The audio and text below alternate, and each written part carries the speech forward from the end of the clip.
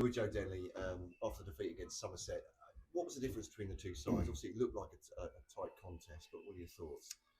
Yeah, I think we weren't quite able, guess, to get on the front foot early. And I think in T20 cricket that's important, especially against top side like Somerset. They made it hard for us from ball one, really, literally ball one. And yeah, it felt like we was always chasing it a little bit, and we weren't quite able to get going. Certainly through our batting period, and like I say, Somerset aren't. When they get ahead, they very rarely let you back in. Looked like the pitch was doing something out there as well, not the easiest to time, perhaps. Yeah, it was obviously a used wicket and a little bit on the slow side, and actually a little bit on the lower side. I think early on there was balls bouncing before the keeper, and it made scoring, fluent scoring, quite tough. And I think that showed throughout the whole game. And as far as I suppose bowling to a low total, it looked like it was going to be a tough task, and then towards the end, like Gregory and Abel took it away. Was that always the fear? Yeah, look, we knew when we were defending a target like that, we'd have to be on it from ball one. They got off to a relatively decent start, but I think we clawed it back quite nicely. And there was a period there in the middle where we thought we were just getting ahead in the game, and Lewis came in and played quite smartly with Tom Abel at the other end and didn't really take any risks, and we weren't able to force any errors really. Matt Parkinson I thought bowled really well and beat the bat a few times and looked like he was going to get us really back in the game. But like I say, they played pretty smart cricket and saw their team win.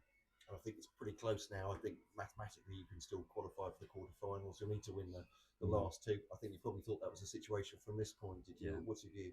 Yeah, we were going into these last three.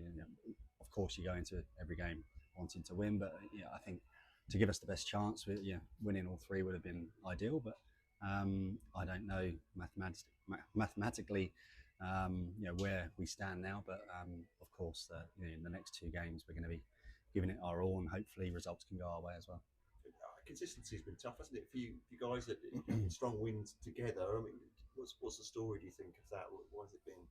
Yeah, it's been a bit of a funny one, and we've had some pretty good performances, but I think there's been some pretty average cricket as well in between, if we're totally honest. And but I'm never one to make excuses. I think we haven't been at our best, but losing Tommy Rogers, losing DBD today, big players.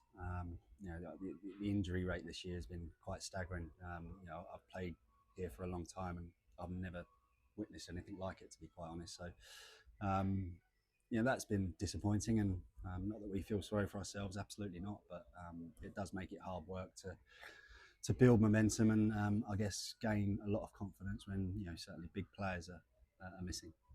Of course, and Sunday, I mean, it's a big day. It's the double header here. It's the women's and men's team playing together. I mean, it feels like a big occasion. Can you put that into words? Yeah, it's going to be pretty special actually. Obviously, we've seen a little bit of that in the 100, and really excited for that. And like you say, I'm not sure it's happened before. It hasn't happened before, so it's going to be a great day, and hopefully the weather's the same, and we'll be here supporting the girls, and hopefully it makes for a real momentous occasion.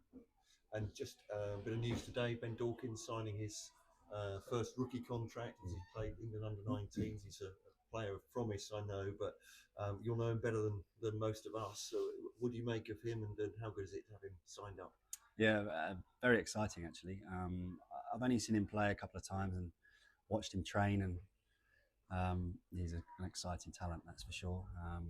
I think he'll naturally get compared to a little bit of Zach Crawley, very tall, top of the order batter, and incredible timer of the ball, and has the ability to hit 360 as these young players do these days. And it's great to have him on board and get him signed up. And I think the Kent supporters will be pretty impressed when eventually they get to see him.